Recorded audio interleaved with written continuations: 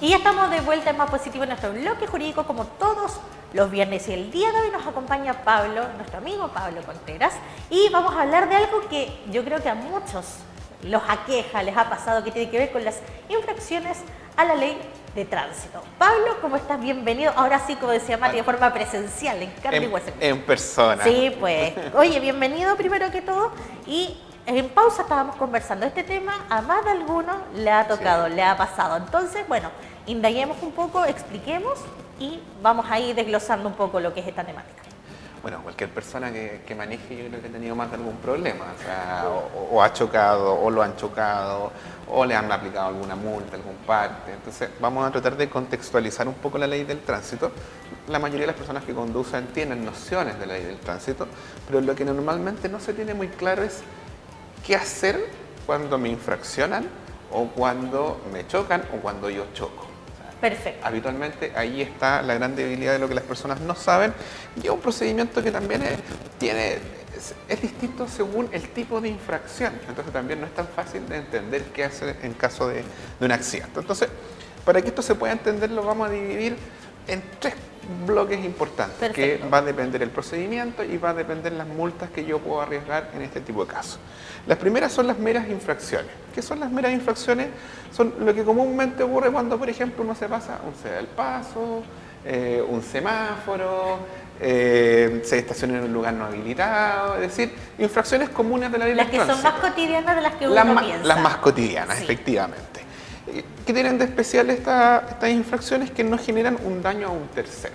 O sea, eso es una mera infracción, es decir, es una contravención formal a la ley, pero que no le estoy haciendo un daño a nadie, ¿ya? Esa es la primera. Después vamos a entrar a discusión con qué es lo que ocurre con estas sanciones, qué se puede hacer, etc. Luego están aquellas infracciones que originan daños. El ejemplo típico y normal: llego a la esquina, me paso el semáforo en rojo y choco, o me chocan, que también puedo estar en el choque por alcance, cosas así. Un choque por alcance, efectivamente. En general, aquí están involucrados los choques. Pero hay un tercer tipo, que esto ya es más grave, que son los delitos asociados a la ley del tránsito. Porque la ley del tránsito en realidad es una normativa que regula el comportamiento que tenemos que tener los conductores al momento de manejar.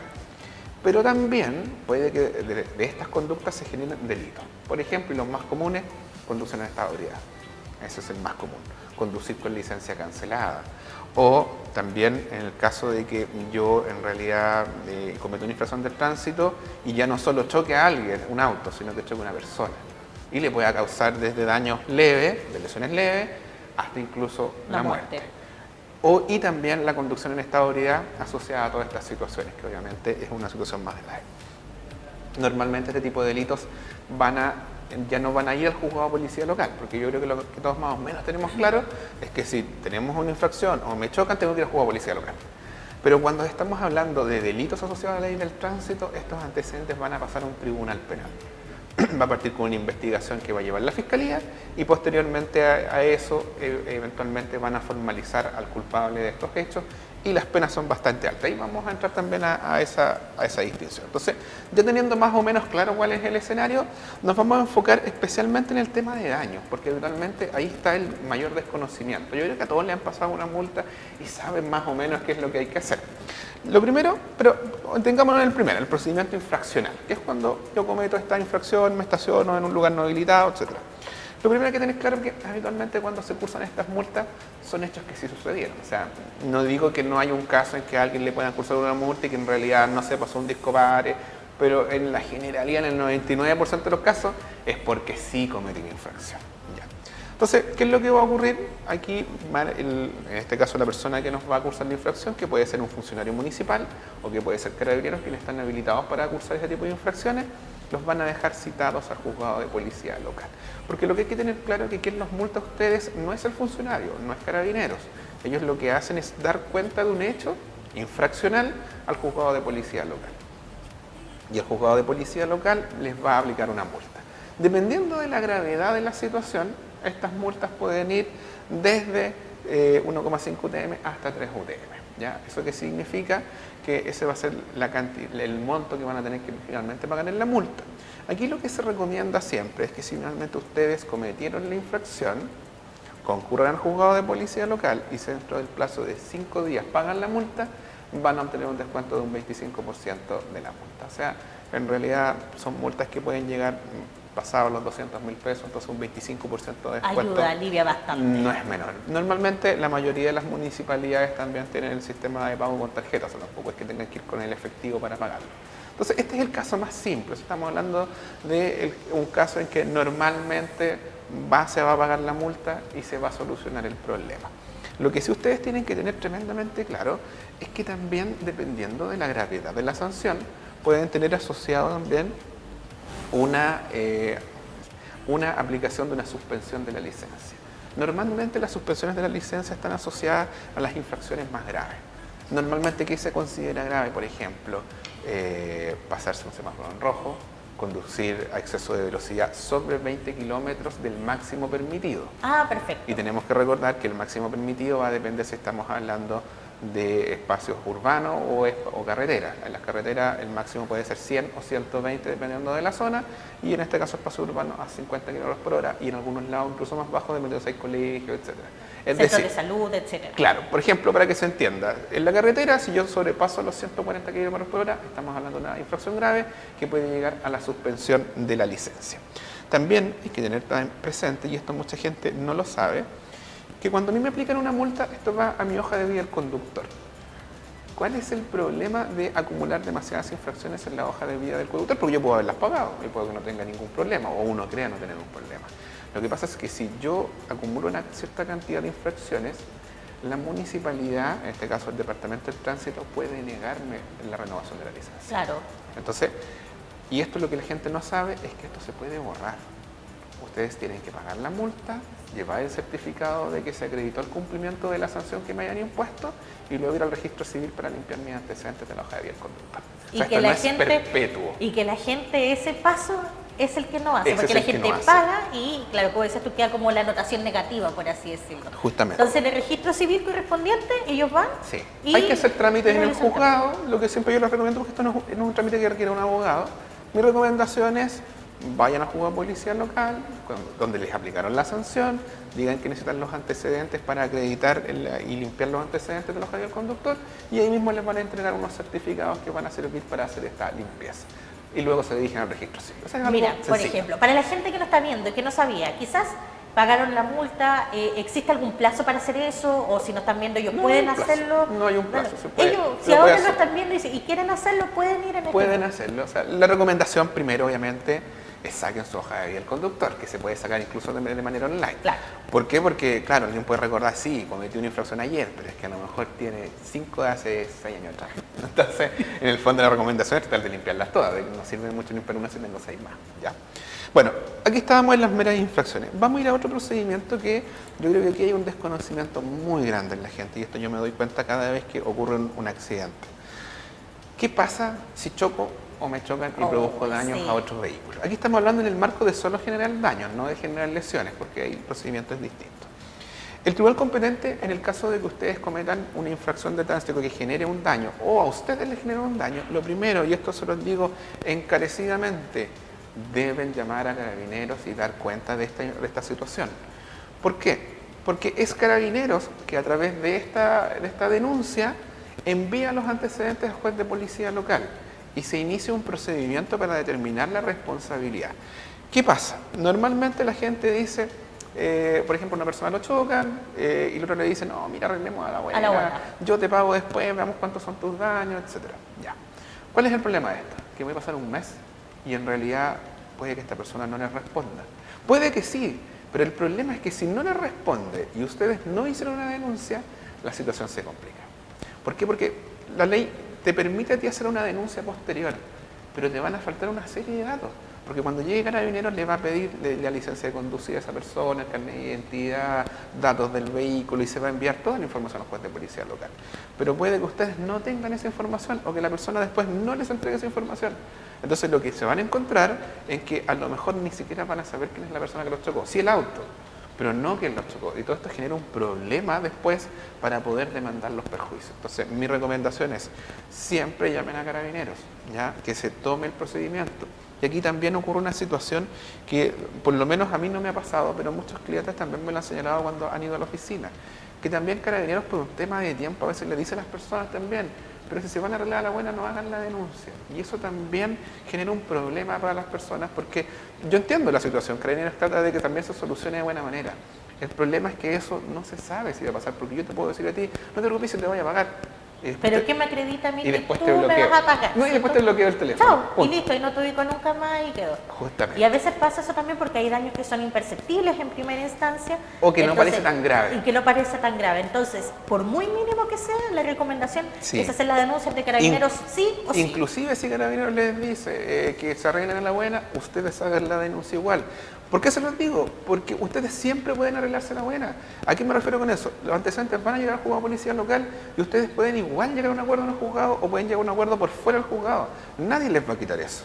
El tema está que si no hacen la denuncia en el momento indicado, van a tener una serie de problemas después. Claro, el tema es que el proceso sea, en el fondo, que también los ampare un poco a los afectados. Ya, ahora, y también porque las versiones pueden cambiar.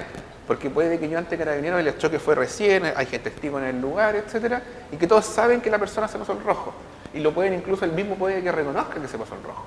Pero esto puede cambiar después. Puede que después que no arreglemos a la buena, yo hago la denuncia después juego a policía local y después yo contesto que si yo me pasé el rojo y digo, no, yo no me pasé ningún rojo. ¿Y cómo pruebas quién se pasó el rojo? Es muy complejo. Claro. Entonces, tomen el procedimiento inmediatamente ya. Pero ahora, presupongamos que ustedes tomaron el procedimiento correctamente, se hizo la denuncia y aquí empiezan las dudas. ¿Por qué? Porque el juzgado los va a citar, les va a llegar una carta certificada o un funcionario de la municipalidad los va a notificar y les van a citar una audiencia que se llama la audiencia indagatoria. La audiencia indagatoria es básicamente un comparendo donde está citado ambos conductores para que ratifiquen la denuncia o lo que dijeron en su momento ante Carabineros, ¿ya? Y también, porque aquí mucha gente dice, bueno, ¿y qué tengo que llevar ese día? ¿Tengo que llevar presupuestos de los daños del vehículo? La verdad es que no están obligados, pero yo recomiendo que sí.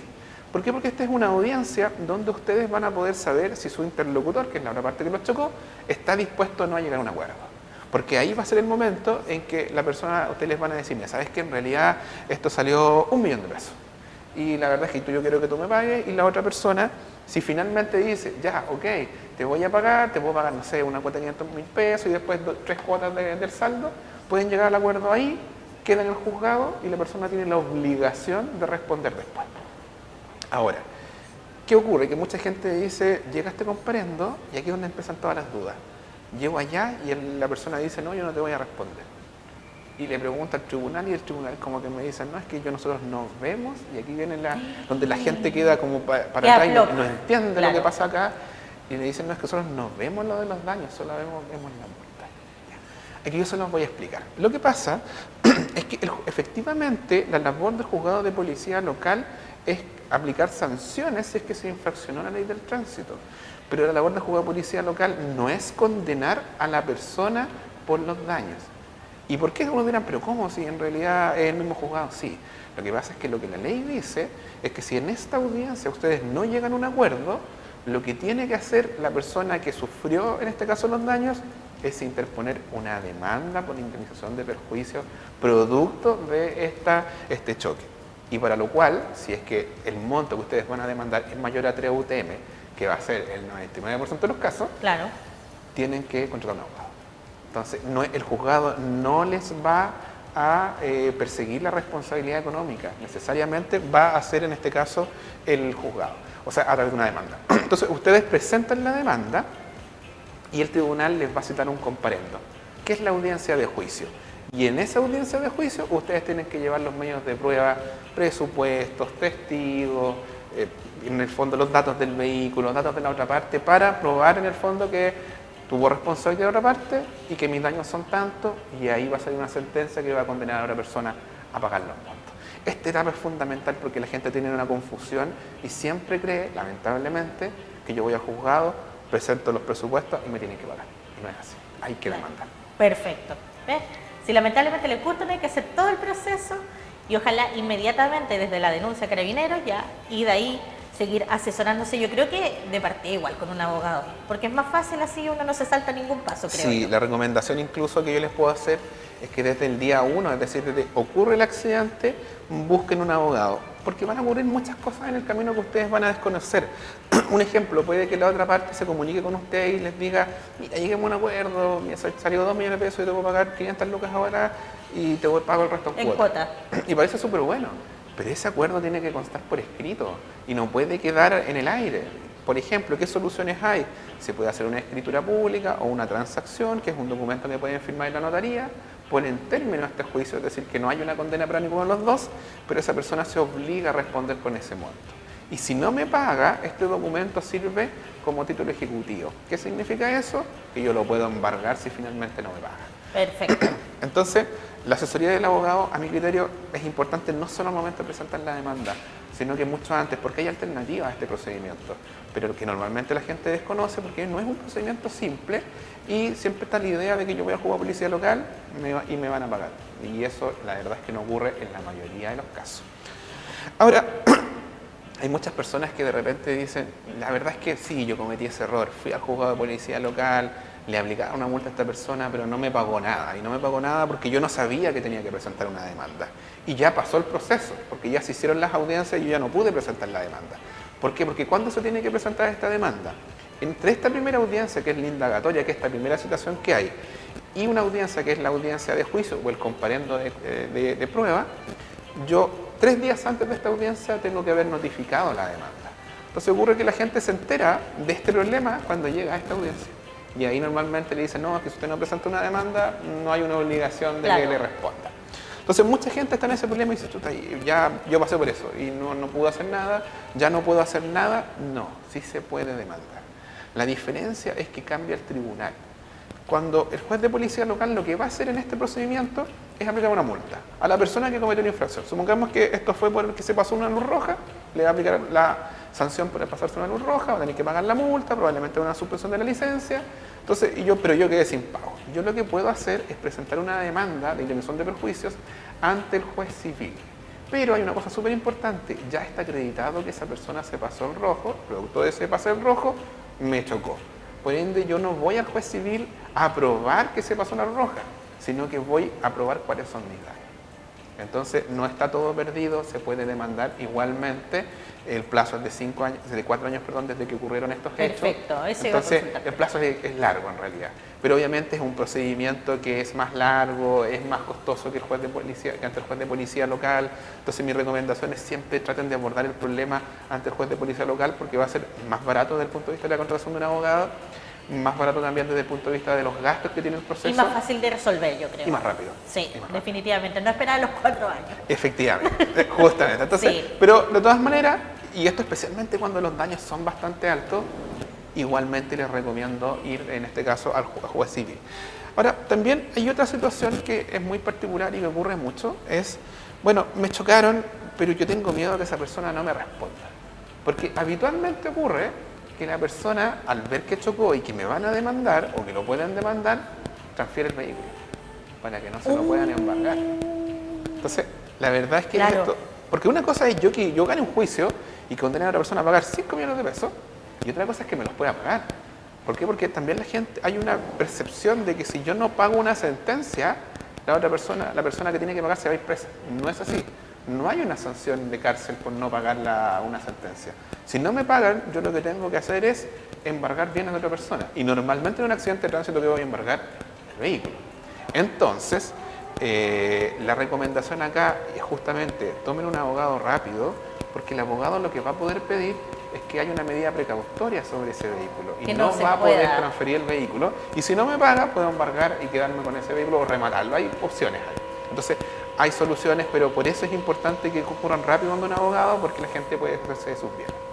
También otra cosa súper importante que tienen que tener presente es que aquí a veces van a haber 2 responsables de un accidente. El primero, obviamente, es la persona que iba conduciendo y me chocó. Pero también la ley dice que hay un segundo responsable. ¿Y quién es ese responsable? Es el dueño del vehículo, que no siempre va a ser la misma persona que iba lo conduce en conduciendo. el momento del accidente. Justamente. ¿Por qué? Porque alguien puede decir, chuta, la verdad es que la persona que me chocó era un cabrón que tenía 18 años, no tiene bienes, ¿qué voy a sacar? ¿Qué voy a ganar aquí? No es ni dueño del vehículo. Pero ocurre que probablemente ese auto es del papá. Entonces ustedes, la ley les permite demandar al conductor y al dueño del vehículo. Y el dueño del vehículo, si bien no va a pagar una multa, pero sí es responsable de los daños causados. Va a ser como el aval, básicamente, para que Es como una se pueda, especie de claro. aval. Y justamente la ley lo contempla porque en estos casos ocurre mucho que algunos conductores no son los dueños de los vehículos y a veces puede que ellos le ganen juicio, pero no pueda en el fondo sacarles nada del dinero que les condenaron a pagar. Entonces eso también es un dato muy importante, pero todo esto, volvemos un poco a lo mismo, se da en el marco de una demanda que la tiene que presentar un abogado. Perfecto, pero por lo menos estamos enseñando lo que son las distintas alternativas y caminos, porque es verdad, por ejemplo, a uno la chocan o chocan y no sabe qué hacer. Uno generalmente, la primera instancia, como mencionabas, Pablo, es como arreglarse la buena y obviamente no prever todo lo que puede suceder Exacto. después de eso. Ahora, hay otra situación que mucha gente también pregunta y dice, yo tengo seguro, ¿qué tengo que hacer?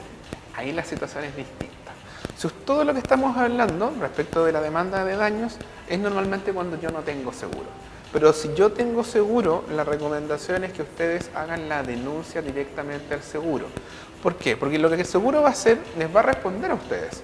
Y esto ocurre tanto si yo choco o me chocan. Esto es tremendamente importante. Si yo choco, denuncio a mi seguro, no hay problema, el seguro se va a hacer cargo. ¿Y qué es lo que hace el seguro? Porque la gente en el fondo lo que ve es que se hace la denuncia, le aviso al seguro, el seguro me responde y no pasa nada. Y esto lo estoy viendo del otro lado, desde el punto de vista de la persona que tiene la culpa. Porque claro, yo te puedo chocar a ti, tú denuncias a tu seguro te repara tu vehículo, tú te olvidas del problema porque ya me arreglaron el auto, pero ¿y yo qué hago? Porque yo no te voy a pagar a ti, pues si el seguro te arregla el vehículo. Claro. Mucha gente tiene la idea, bueno, que no pasa nada. Pero no es así. Porque el seguro, cuando tú mandaste a arreglar el vehículo y el seguro te lo pagó, te hace firmar un documento a ti. Y ese documento lo que hace es que tú le cedes los derechos para demandarme a mí. Entonces lo que el seguro va a hacer, me va a contactar y me va a decir, ¿sabe qué, don Pablo? Usted chocó a tal persona, los daños de la reparación fueron 1,5 millones de pesos, por ejemplo, lleguemos a un acuerdo para que usted lo pague.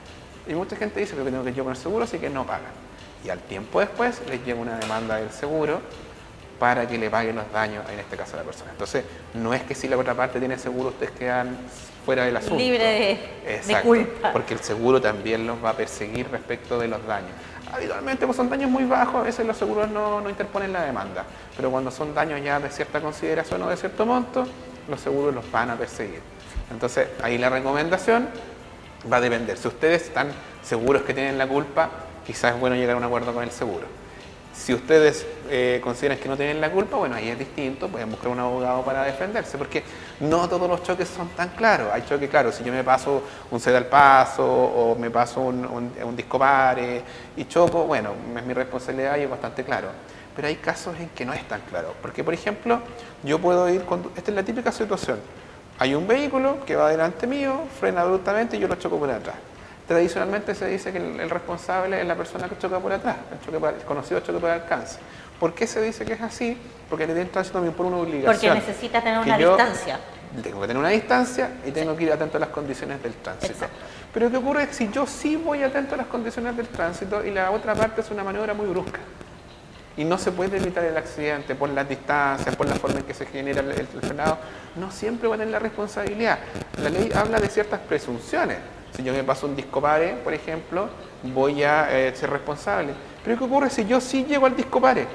Me detengo, luego avanzo, pero resulta que me colisiona igual a otro vehículo que iba a exceso de velocidad. Claro, la otra persona que va a decir que yo me pasé el disco pare o que me pasé el ceda al paso.